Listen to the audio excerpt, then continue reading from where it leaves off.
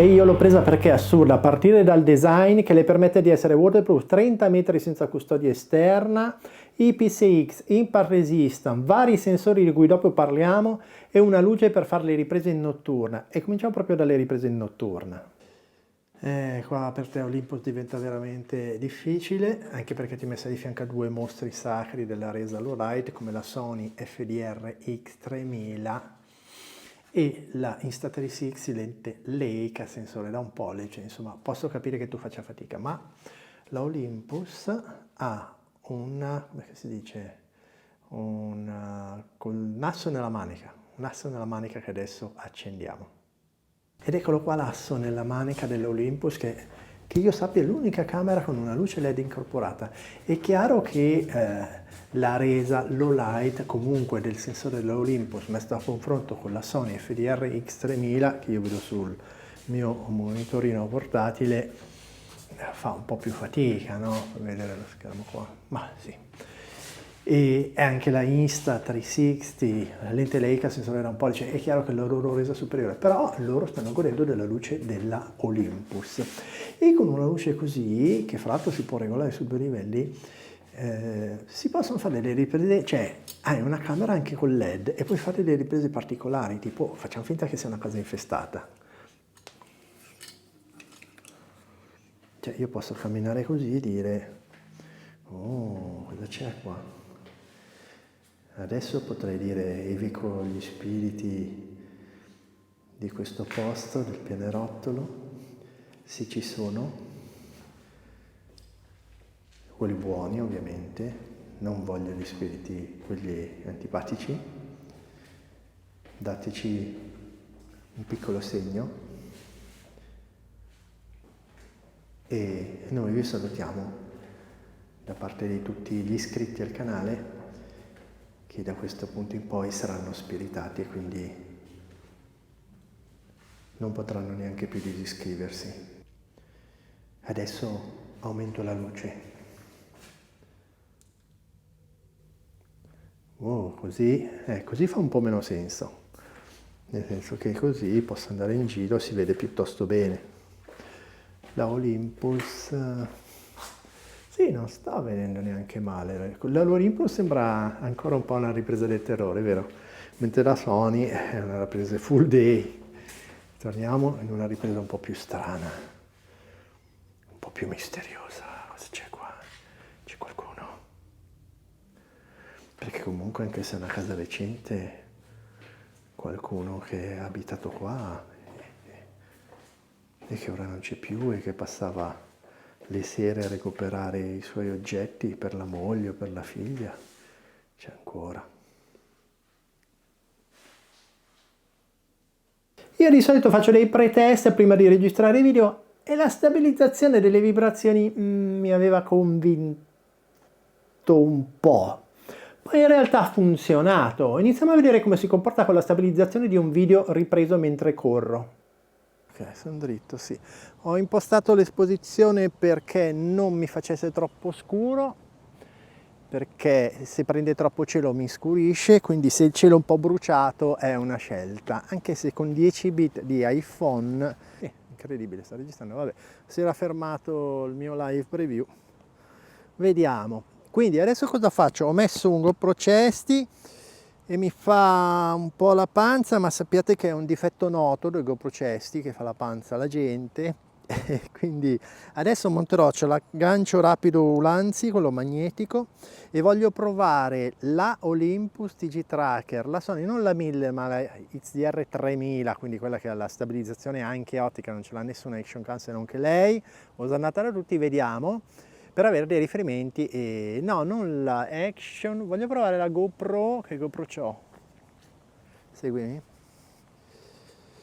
6, sì, 5, 6, 7, dai, tutte e tre, 5, 6, 7, quindi montiamo tutto qua sul Chesty, faccio una corsettina e vediamo la stabilizzazione in condizioni normali. Abbiamo visto il kite, però come occhio il kite nessuno ce l'ha, no? Di capire se quell'immagine era stabilizzata bene grazie a una camera o in genere non ci sono molte vibrazioni sul kite. Se invece faccio una corsa con tutte e tre, quindi mi metterò prima sopra, cioè sopra e poi sotto, tutte le volte che faccio così si ferma, metterò sopra e sotto le immagini dell'Olympus a confronto con la Sony XDR 3000 GoPro 567, così vi fate un'idea. La GoPro 5 stabilizza pochissimo, a 4K non ce l'ha la stabilizzazione praticamente, la 6 abbastanza, la 7 è la prima con l'Hyper Smooth, quindi tenete presente questo. E si è fermato, vabbè, non mi segue più. Mando la registrazione, faccio la prova che è meglio. Va via, ciao, addio. Scusa, addio, aiuto. Buono.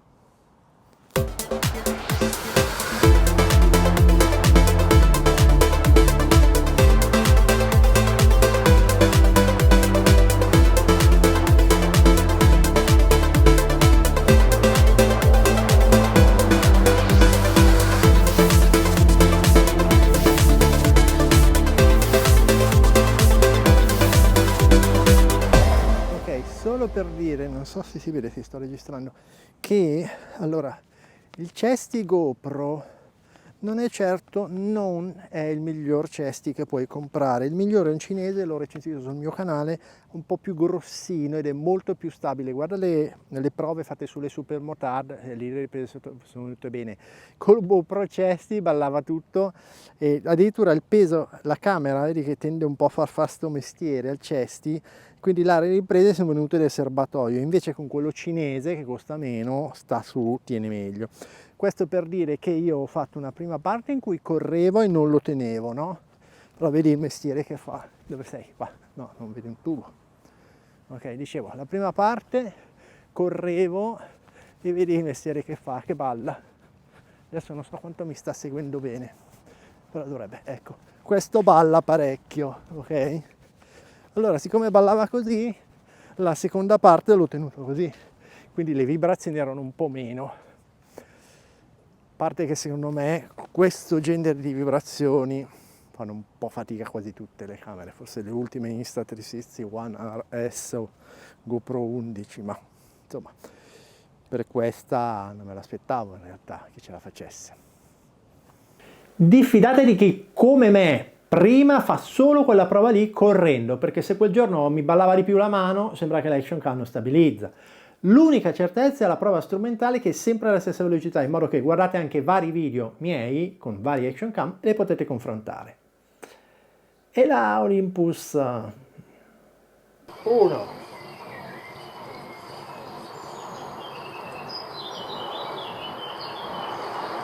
2,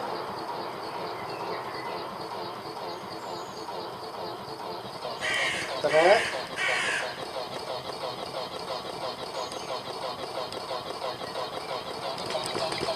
4,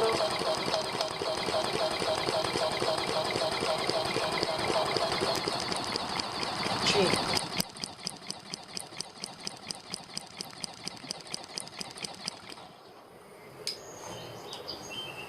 1,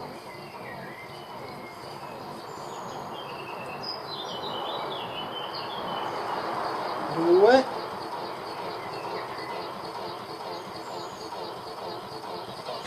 3,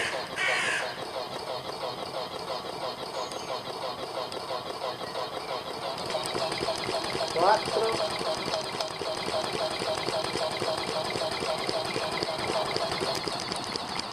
5.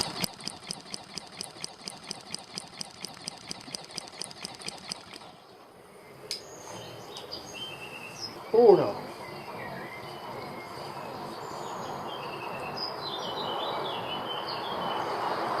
2,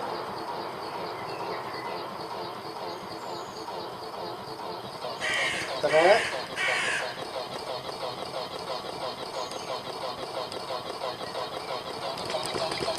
4,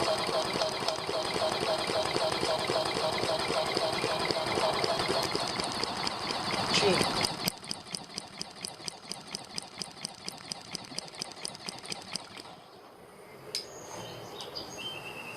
E malgrado questo risultato strumentalmente non eccellente, le riprese in bici sono venute bene, le riprese in moto...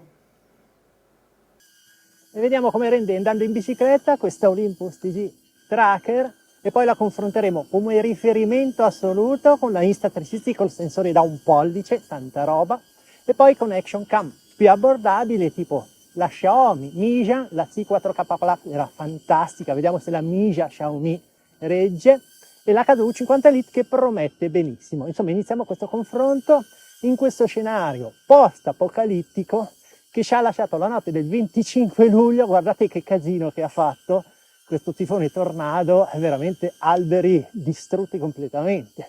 Vabbè che magari qua a Milano non hanno tante radici, il terreno è ideale, ma guardate che casino.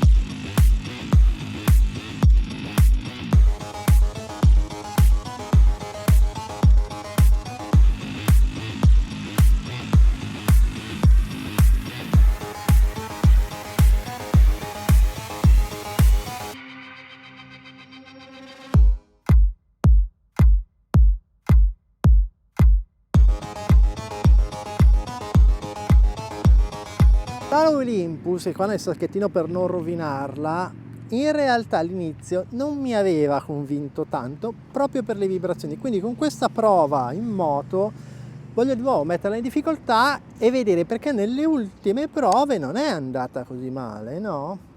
Adesso cercando di non farla cadere, la monto qua, questi sono supporti più da su perché ha la pallina da 1 pollice, vedete che diventa bello alto.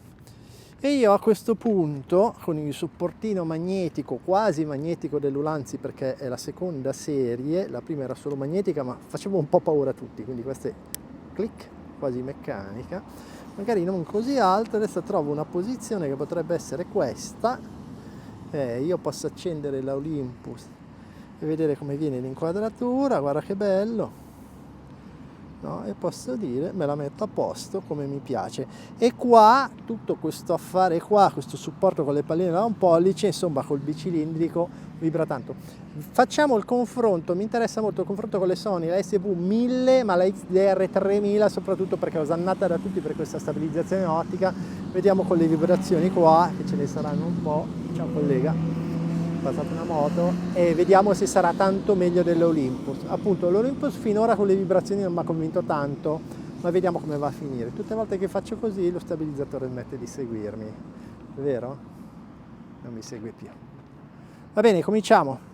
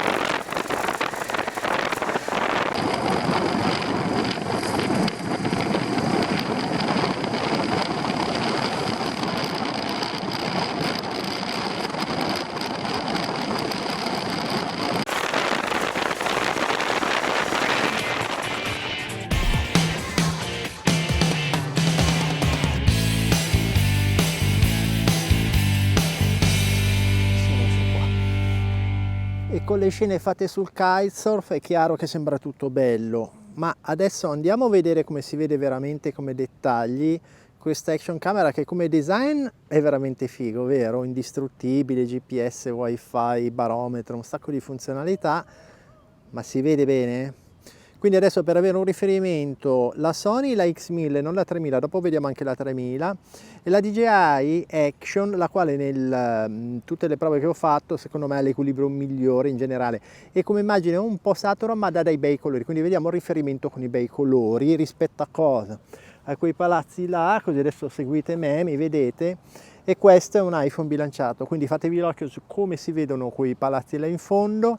C'è il cielo con molte nubi, spero che non piova, e quindi oltre ai dettagli dei palazzi guardate anche il cielo che non venga bruciato. Guardiamo il confronto. Non c'è niente da fare, da lontano la Olympus ha meno dettagli sia della Sony sia della DJI. Si salva un po' da vicino, nel senso che io con il Chuck non perdo così tanto dettaglio. E scusate, non c'è niente da fare, la Action come equilibrio generale, adesso vorrei prendere la 3. Guardate i dettagli. Facciamo uno zoom anche. Da lontano con lo zoom si nota molto bene, guardate il profilo del palazzo, guardate le foglie e guardate la porta del campo di calcetto. La DJI è troppo satura, è più corretta l'Olympus, però i dettagli l'Olympus non ce li ha. E la Sony sembrerà sbiadita perché ha il profilo colore natural, però anche lei i dettagli ce li ha. E adesso che vi ho dato la registrazione volevo farvi notare una cosa, il cielo come viene preservato a seconda delle inquadrature. Adesso tu fermati, smetti di seguire così vi faccio vedere.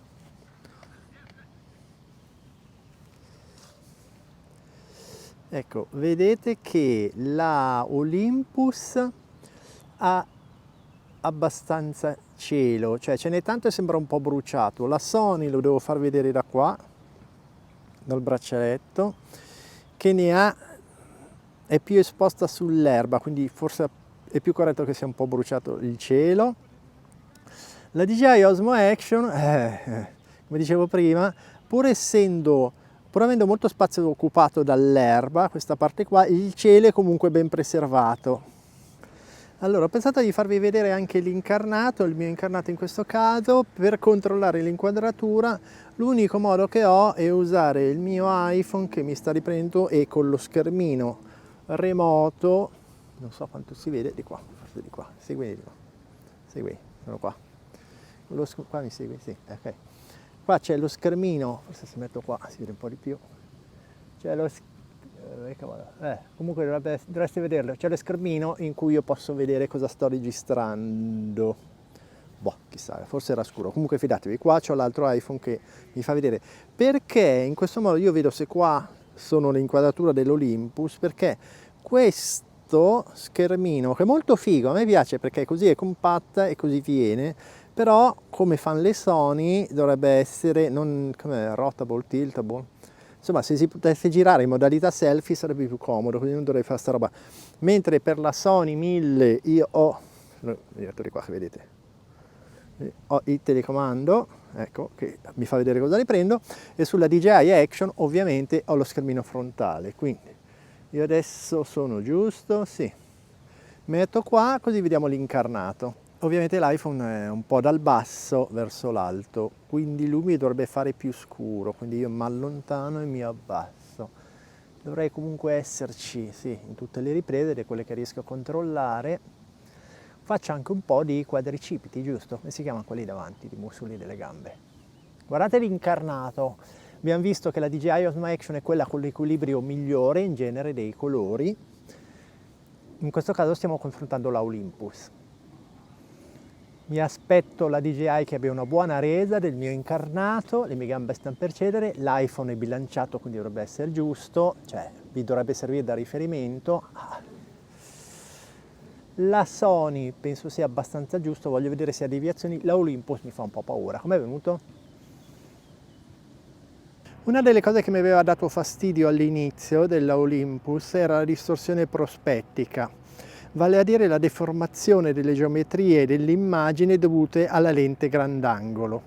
Quindi adesso vediamo un confronto con la Sony FDR X3000 e con la Insta360. Teniamo presente che la Olympus, mi fermo perché mi viene un po' di mal di testa, teniamo presente che l'Olympus adesso è in modalità wide angle ma fish, quindi è un po' meno wide angle. Vediamo quanto deforma la Olympus, che mi aspetto che deformi parecchio. La Sony secondo me ha un wide angle che anche lui deforma abbastanza, mentre mi aspetto che la Insta360 col sensore Leica, la lente Leica e il sensore da 1 pollice deformi di meno le prospettive. Quindi questo palazzone qua dietro di una ditta che mi sembra che si chiami Replay, qualcosa del genere, dovresti vederlo meno deformato nella Insta360, un po' più nella Sony, secondo quanto mi aspetto, anche se la X3000 è osannata da tutti, quindi magari deforma poco, mentre la Olympus secondo me sta deformando parecchio il palazzo. Adesso passiamo all'Olympus modalità wide angle puro, cioè ancora più wide, mamma mia, ho già paura. Ok, questo vale anche un po' da test low light perché sono le 20:33 del 27 di luglio. La Insta360 ha il sensore da 1 pollice e dovrebbe distorcere di meno come pin cushion, effetto di deformazione dell'immagine dovuto al fisheye. Però dal mio schermino sembra che anche la Sony FDR X3000 se la stia cavando molto bene, però voi state vedendo il video definitivo, mi potete dire se la Sony è più o meno deformata, mentre la Olympus secondo me non ce n'è. C'ha un super wide angle, dovrebbe essere il più ampio di tutti e la deformazione è importante, tant'è che se io mi muovo adesso provo a fare un po' di movimenti così, tipo se io cammino e mi muovo con dietro un qualcosa di geometrico tipo il palazzone di Ripley, vedete che ok, dovrebbe deformare tanto, no? Adesso cerco di non morire, che già prima stavo cadendo in un buco, quindi più deformazione teoricamente la Olympus, un poco meno la gara è fra la Sony FDR X3000 che ha anche un sensore che sembra molto luminoso, la Insta360 col sensore da 1 pollice che dovrebbe essere il top come qualità, nel senso io l'ho sempre usata per le riprese low light o in car, situazioni camera car laddove c'era un forte contrasto dinamico proprio per il sensore. Non so se si sente, sono a distanza di un braccio circa 70 cm. Spero che la Olympus abbia un buon audio, malgrado la sua custodia così com'è, senza aggiungere nulla, è waterproof 30 metri, quindi tanta roba se avesse un buon audio. La Sony vedo già che ha di fronte i buchetti per il microfono, mi aspetto un audio un po' superiore. La Insta360 dovrebbe avere un audio abbastanza buono. Vediamo di andare tipo una prova scientifica. Paio di metri di distanza, così sono un paio di metri di distanza, sto parlando con una voce abbastanza forte, c'è traffico alle mie spalle, mi aspetto che la Olympus non sia un audio pazzesco, però posso essere sorpreso. La Sony è un microfonino frontale, è sempre stata osannata per camera da vlog, però 2 metri iniziano ad essere tanti. La Insta360 è una macchina che costa veramente tanti soldi, vabbè, il sensore da 1 pollice dovrebbe sopperire alla mancanza di luce, anche se io vedo dallo schermo della mia Sony che lei sta facendo tanta roba. Mi aspetto che anche l'audio sia abbastanza buono. Sulla Insta360 andiamo a 2, 3, 4. E qua siamo un po' al limite della distanza utilizzabile, che siamo attorno ai 4 metri, la Waterproof potrebbe fare fatica, a confronto con la Sony che ha il microfonino frontale, che teoricamente capta bene, e la Insta360 che spero si comporti senza fare brutte figure. Distanza va 4 metri,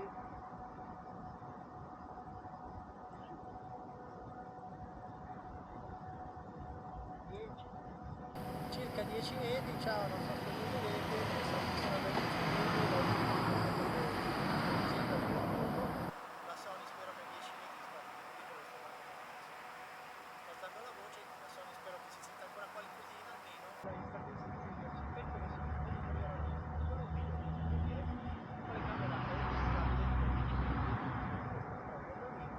sarebbe tanta roba se non ci avvicini.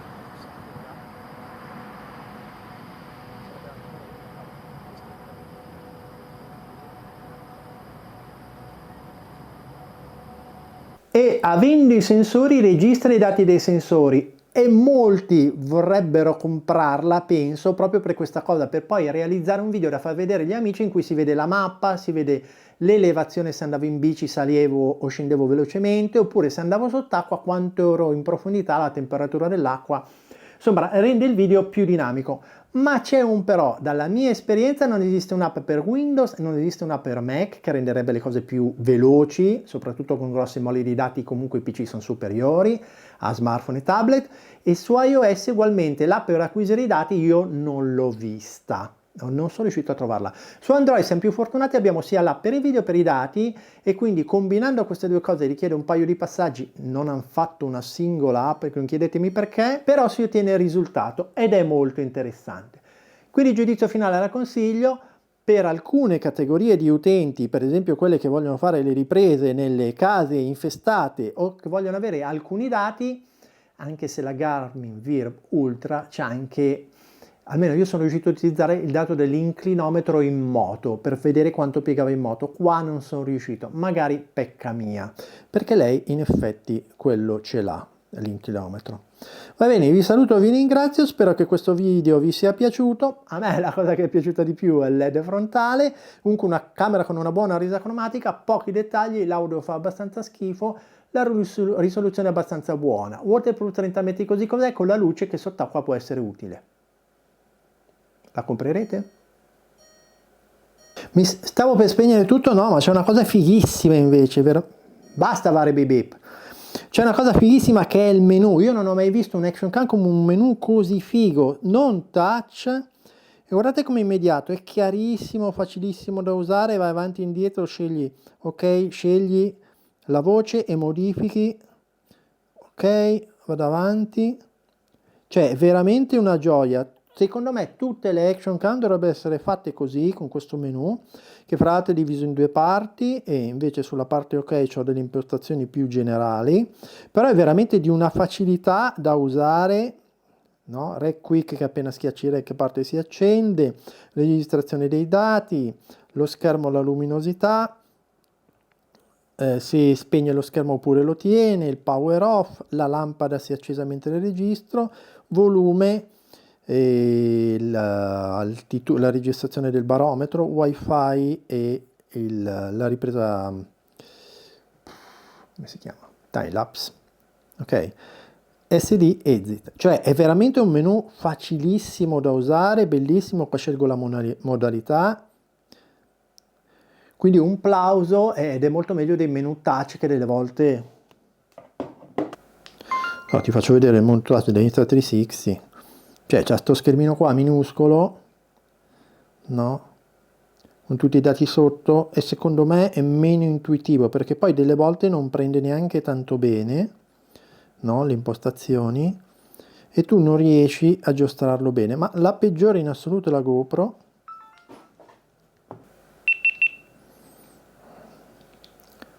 La peggiore in assoluto è la GoPro, che ha un menu. Cioè delle volte il touch non funziona neanche, adesso sta funzionando, ma delle volte si impianta e non riesci neanche ad utilizzarlo. Cioè non c'è niente da fare. Ok, vai. Vabbè, ciao, alla prossima, se no già il video è una mezz'ora, ho pensato all'inizio, ci metto un paio di giorni massimo. 8 giorni dopo. Ma un casino. Io ci metto troppo tempo. Da tardissimo, sono 7:30.